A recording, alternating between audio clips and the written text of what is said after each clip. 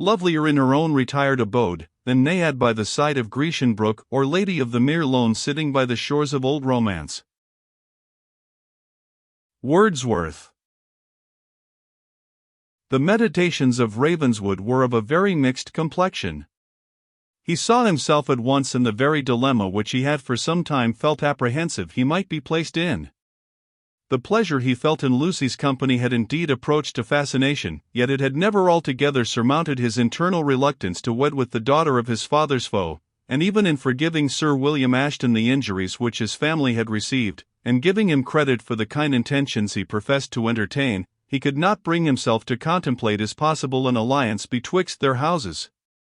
Still, he felt that Alice spoke truth, and that his honor now required he should take an instant leave of Ravenswood Castle, or become a suitor of Lucy Ashton.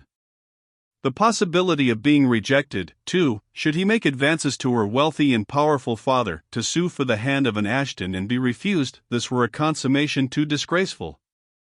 "I wish her well," he said to himself, "and for her sake I forgive the injuries her father has done to my house, but I will never see her more." With one bitter pang he adopted this resolution, just as he came to where two paths parted, the one to the Mermaiden's Fountain, where he knew Lucy waited him, the other leading to the castle by another and more circuitous road. He paused an instant when about to take the latter path, thinking what apology he should make for conduct which must needs seem extraordinary, and had just muttered to himself, "Sudden news from Edinburgh at any pretext will serve, only let me dally no longer here," when young Henry came flying up to him, half out of breath. Master, you must give Lucy your arm back to the castle, for I cannot give her mine. For Norman is waiting for me, and I am to go with him to make his ring walk, and I would not stay away for a gold Jacobus, and Lucy is afraid to walk home alone, though all the wildnout have been shot, and so you must come away directly. Betwixt two scales equally loaded, a feather's weight will turn the scale.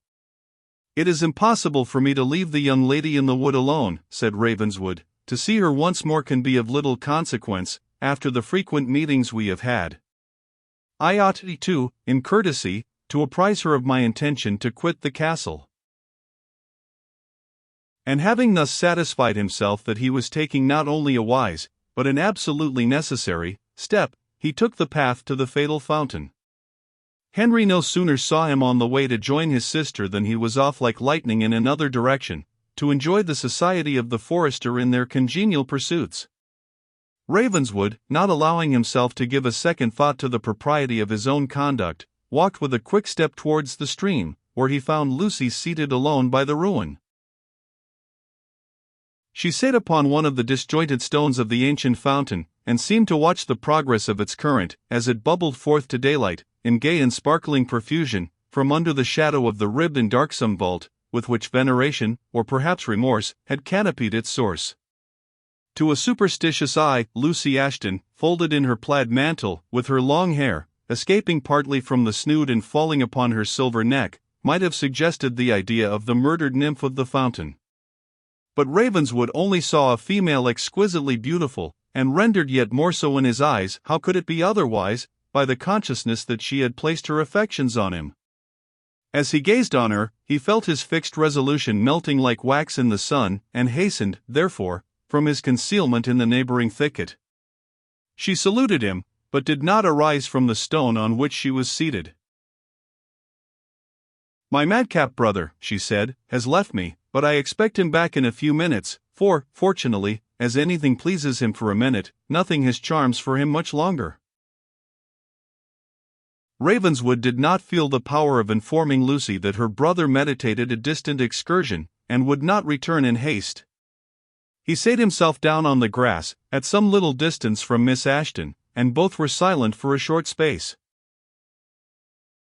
"I like this spot," said Lucy at length, as if she found the silence embarrassing, "the bubbling murmur of the clear fountain, the waving of the trees, the profusion of grass and wildflowers that rise among the ruins, make it like a scene in romance. I think, too, I have heard it is a spot connected with the legendary lore which I love so well." "It has been thought," answered Ravenswood, "a fatal spot to my family, and I have some reason to term it so, for it was here I first saw Miss Ashton, and it is here I must take my leave of her forever." The blood, which the first part of this speech called into Lucy's cheeks, was speedily expelled by its conclusion. "To take leave of us, master," she exclaimed. "What can have happened to hurry you away? I know Alice dislikes my father, and I hardly understood her humor today, it was so mysterious. But I am certain my father is sincerely grateful for the high service you rendered us.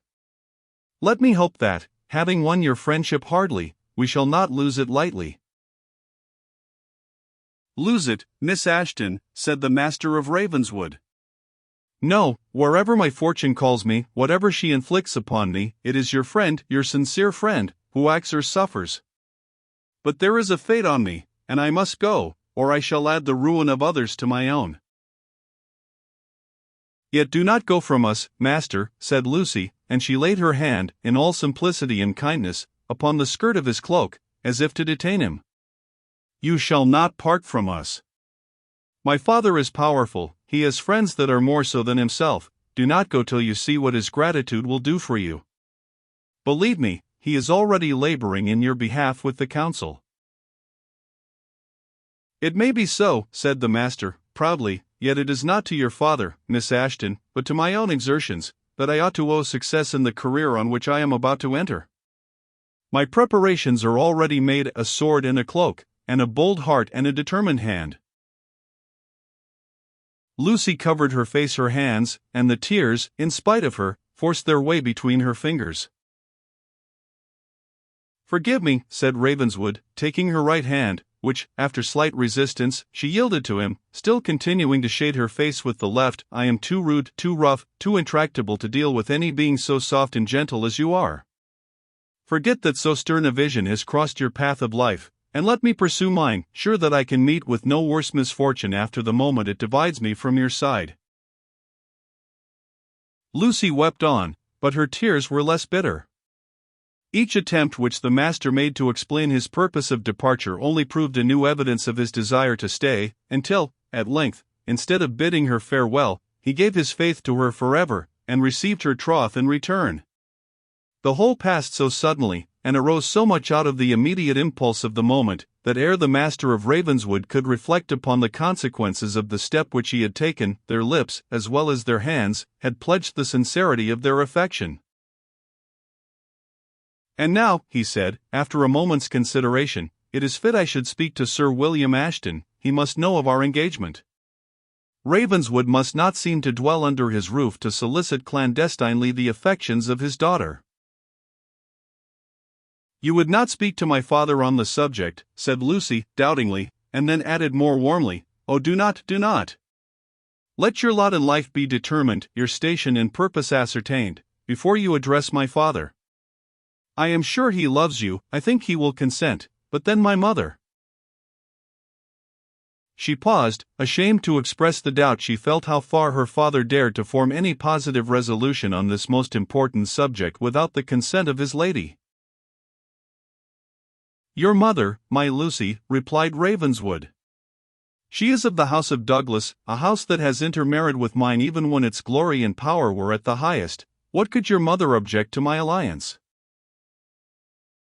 "I did not say object," said Lucy, "but she is jealous of her rights, and may claim a mother's title to be consulted in the first instance." "Be it so," replied Ravenswood. "London is distant, but a letter will reach it and receive an answer within a fortnight. I will not press on the Lord Keeper for an instant reply to my proposal." "But," hesitated Lucy, "were it not better to wait a few weeks? Were my mother to see you, to know you, I am sure she would approve, but you are unacquainted personally, and the ancient feud between the families—" Ravenswood fixed upon her his keen dark eyes, as if he was desirous of penetrating into her very soul. "Lucy," he said, "I have sacrificed to you projects of vengeance long nursed, and sworn to with ceremonies little better than heathen. I sacrificed them to your image, ere I knew the worth which it represented. In the evening which succeeded my poor father's funeral, I cut a lock from my hair, and, as it consumed in the fire, I swore that my rage and revenge should pursue his enemies, until they shriveled before me like that scorched-up symbol of annihilation. It was a deadly sin, said Lucy, turning pale, to make a vow so fatal. I acknowledge it, said Ravenswood, and it had been a worse crime to keep it. It was for your sake that I abjured these purposes of vengeance, though I scarce knew that such was the argument by which I was conquered, until I saw you once more, and became conscious of the influence you possessed over me. And why do you now, said Lucy, recall sentiments so terrible, sentiments so inconsistent with those you profess for me, with those your importunity has prevailed on me to acknowledge? Because, said her lover, I would impress on you the price at which I have bought your love, the right I have to expect your constancy. I say not that I have bartered for it the honor of my house, its last remaining possession, but though I say it not, and think it not, I cannot conceal from myself that the world may do both. If such are your sentiments, said Lucy, you have played a cruel game with me. But it is not too late to give it over. Take back the faith and troth which you could not plight to me without suffering abatement of honor. Let what is past be as if it had not been. Forget me. I will endeavor to forget myself. You do me injustice, said the Master of Ravenswood, by all I hold true and honorable, you do me the extremity of injustice. If I mention the price at which I have bought your love, it is only to show how much I prize it, to bind our engagement by a still firmer tie, and to show, by what I have done to attain this station in your regard, how much I must suffer should you ever break your faith. And why, Ravenswood, answered Lucy, should you think that possible? Why should you urge me with even the mention of infidelity? Is it because I ask you to delay applying to my father for a little space of time? Bind me by what vows you please. If vows are unnecessary to secure constancy, they may yet prevent suspicion. Ravenswood pleaded, apologized, and even kneeled, to appease her displeasure, and Lucy, as placable as she was single-hearted, readily forgave the offense which his doubts had implied. The dispute thus agitated, however, ended by the lovers going through an emblematic ceremony of their troth-plight, of which the vulgar still preserve some traces. They broke betwixt them the thin broad piece of gold which Alice had refused to receive from Ravenswood. And never shall this leave my bosom, said Lucy, as she hung the piece of gold round her neck, and concealed it with her handkerchief, until you, Edgar Ravenswood, ask me to resign it to you, and, while I wear it, never shall that heart acknowledge another love than yours. With like protestations, Ravenswood placed his portion of the coin opposite to his heart. And now, at length, it struck them that time had hurried fast on during this interview, and their absence at the castle would be subject of remark, if not of alarm. As they arose to leave the fountain which had been witness of their mutual engagement, an arrow whistled through the air, and struck a raven perched on the sere branch of an old oak, near to where they had been seated. The bird fluttered a few yards and dropped at the feet of Lucy, whose dress was stained with some spots of its blood. Miss Ashton was much alarmed, and Ravenswood, surprised and angry, looked everywhere for the marksman, who had given them a proof of his skill as little expected as desired. He was not long of discovering himself, being no other than Henry Ashton, who came running up with a crossbow in his hand. I knew I should startle you, he said, and do you know, you looked so busy that I hoped it would have fallen souse on your heads before you were aware of it. What was the master saying to you, Lucy? I was telling your sister what an idle lad you were, keeping us waiting here for you so long, said Ravenswood, to save Lucy's confusion. Waiting for me? Why, I told you to see Lucy home, and that I was to go to make the ring walk with old Norman in the hayberry thicket, and you may be sure that would take a good hour, and we have all the deer's marks and furnishes got, while you were sitting here with Lucy, like a lazy loon. Well, well, Mr. Henry, said Ravenswood, but let us see how you will answer to me for killing the raven. Do you know, the ravens are all under the protection of the lords of Ravenswood, and to kill one in their presence is such bad luck that it deserves the stab? And that's what Norman said, replied the boy. He came as far with me as within a flight shot of you, and he said he never saw a raven sit still so near living folk, and he wished it might be for good luck, for the raven is one of the wildest birds that flies, unless it be a tame one, and so I crept on, till I was within 80 yards of him, and then went the bolt, and there he lies, faith. Was it not well shot? And, I dare say, I have not shot in a crossbow, not 10 times, maybe. Admirably shot, indeed, said Ravenswood, and you will be a fine marksman if you practice hard. And that's what Norman says, answered the boy, but I am sure it is not my fault if I do not practice enough, for, of free will, I would do little else, only my father and tutor are angry sometimes, and only Miss Lucy there gives herself airs about my being busy, for all she can sit idle by a wellside the whole day, when she has a handsome young gentleman to prate with. I have known her do so 20 times, if you will believe me. The boy looked at his sister as he spoke, and, in the midst of his mischievous chatter, had the sense to see that he was really inflicting pain upon her, though without being able to comprehend the cause or the amount. Come now, Lucy, he said, don't greet, and if I have said anything beside the mark, I'll deny it again, and what does the Master of Ravenswood care if you had 100 sweethearts? So ne'er put finger in your eye about it. The Master of Ravenswood was, for the moment, scarce satisfied with what he heard, yet his good sense naturally regarded it as the chatter of a spoiled boy, who strove to mortify his sister in the point which seemed most accessible for the time. But, although of a temper equally slow in receiving impressions and obstinate in retaining them, the prattle of Henry served to nourish in his mind some vague suspicion that his present engagement might only end in his being exposed, like a conquered enemy in a Roman triumph, a captive attendant on the car of a victor who meditated only the satiating his pride at the expense of the vanquished. There was, we repeat it, no real ground whatever for such an apprehension, nor could he be said seriously to entertain such for a moment. Indeed, it was impossible to look at the clear blue eye of Lucy Ashton, and entertain the slightest permanent doubt concerning the sincerity of her disposition. Still, however, conscious pride and conscious poverty combined to render a mind suspicious which in more fortunate circumstances would have been a stranger to that as well as to every other meanness. They reached the castle, where Sir William Ashton, who had been alarmed by the length of their stay, met them in the hall. Had Lucy, he said, been in any other company than that of one who had shown he had so complete power of protecting her, he confessed he should have been very uneasy, and would have dispatched persons in quest of them. But, in the company of the Master of Ravenswood, he knew his daughter had nothing to dread. Lucy commenced some apology for their long delay, but, conscience struck, became confused as she proceeded, and when Ravenswood, coming to her assistance, endeavored to render the explanation complete and satisfactory, he only involved himself in the same disorder, like one who, endeavoring to extricate his companion from a slough, entangles himself in the same tenacious swamp.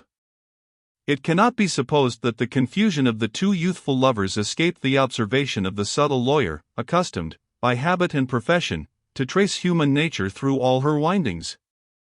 But it was not his present policy to take any notice of what he observed. He desired to hold the Master of Ravenswood bound, but wished that he himself should remain free, and it did not occur to him that his plan might be defeated by Lucy's returning the passion which he hoped she might inspire. If she should adopt some romantic feelings towards Ravenswood, in which circumstances, or the positive and absolute opposition of Lady Ashton, might render it unadvisable to indulge her, the Lord Keeper conceived they might be easily superseded and annulled by a journey to Edinburgh, or even to London, a new set of Brussels lace, and the soft whispers of half a dozen lovers, anxious to replace him whom it was convenient she should renounce. This was his provision for the worst view of the case. But, according to its more probable issue, any passing favors she might entertain for the Master of Ravenswood might require encouragement rather than repression. This seemed the more likely, as he had that very morning, since their departure from the castle, received a letter, the contents of which he hastened to communicate to Ravenswood. A footpost had arrived with a packet to the Lord Keeper from that friend whom we have already mentioned, who was laboring hard underhand to consolidate a band of patriots, at the head of whom stood Sir William's greatest terror, the active and ambitious Marquis of A. The success of this convenient friend had been such, that he had obtained from Sir William, not indeed a directly favorable answer, but certainly a most patient hearing. This he had reported to his principal, who had replied by the ancient French adage, Chateau que parle, et tu femme que écoute, elle en était à l'autre vie se rendre. A statesman who hears you propose a change of measures without reply was, according to the Marquis's opinion, in the situation of the fortress which parleys and the lady who listens, and he resolved to press the siege of the Lord Keeper. The packet, therefore, contained a letter from his friend and ally, and another from himself, to the Lord Keeper, frankly offering an unceremonious visit. They were crossing the country to go to the southward, the roads were indifferent, the accommodation of the inns as execrable as possible. The Lord Keeper had been long acquainted intimately with one of his correspondents, and, though more slightly known to the Marquis, had yet enough of his lordship's acquaintance to render the visit sufficiently natural, and to shut the mouths of those who might be disposed to impute it to a political intrigue. He instantly accepted the offered visit, determined, however, that he would not pledge himself an inch farther for the furtherance of their views than reason, by which he meant his own self-interest, should plainly point out to him as proper. Two circumstances particularly delighted him, the presence of Ravenswood, and the absence of his own lady. By having the former under his roof, he conceived he might be able to quash all such hazardous and hostile proceedings as he might otherwise have been engaged in, under the patronage of the Marquis, and Lucy, he foresaw, would make, for his immediate purpose of delay and procrastination, a much better mistress of his family than her mother, who would, he was sure, in some shape or other, contrive to disconcert his political schemes by her proud and implacable temper. His anxious solicitations that the master would stay to receive his kinsman were, of course, readily complied with, since the eclaircissement which had taken place at the Mermaiden's Fountain had removed all wish for sudden departure. Lucy and Lockhart had, therefore, orders to provide all things necessary in their different departments, for receiving the expected guests with a pomp and display of luxury very uncommon in Scotland at that remote period.